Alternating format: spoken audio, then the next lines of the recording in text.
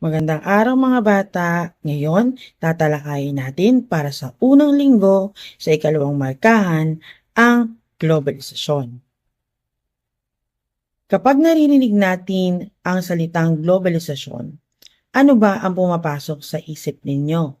Siguro, cellphone, internet, K-pop, o kaya naman ay fast food na paborito natin. Tama kaya? Ang globalisasyon ay tumutukoy sa pagiging magkakaugnay ng mga bansa sa buong mundo. Parang isang malaking nayon o tinatawag na global village. Dahil dito, mas mabilis at malaya na ang palitan ng produkto, serbisyo, impormasyon at kultura. Tandaan, hindi lang iisa ang muka ng globalisasyon.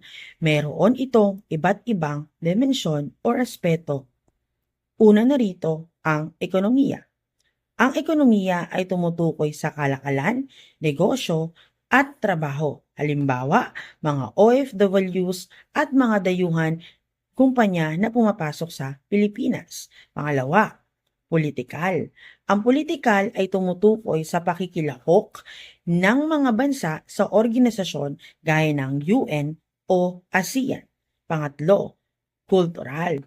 Ang kultural ay ang pagiging laganap ng musika, politika, pagkain at tradisyon mula sa iba't ibang bansa tulad ng K-pop.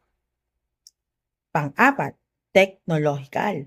Ang teknolohikal ay tumutukoy sa mabilis na daloy ng impormasyon gamit ang internet at gadgets.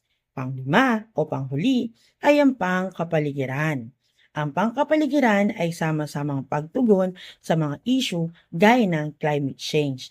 Kaya masasabi natin ang globalisasyon ay hindi lang tumutukoy sa ekonomiya, ito ay ang kabuuang koneksyon ng lahat ng tao sa buong mundo. Pero tandaan, may dalawang muka ang dimensyon. Meron tayong positibo at meron tayong negatibo.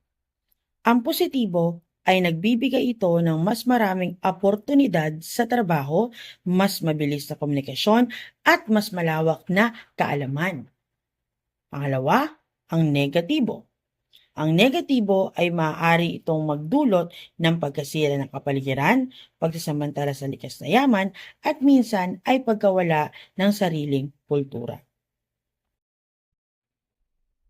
Pero tandaan, bilang isang kabataan, mahalaga na maunawaan ninyo ang kahalagahan ng globalisasyon para masuri ninyo kung paano kayo makikinabang dito nang hindi nasasakripisyo ang ating kalikasan, kultura, at kinabukasan. Ikaw, bilang isang kabataan, ano ang pinakamalaking epekto ng globalisasyon sa iyong buhay bilang isang estudyante? Yan ang ating gawain ngayong umaga. GSP number 1, MDL. Yun lamang po. Maraming salamat.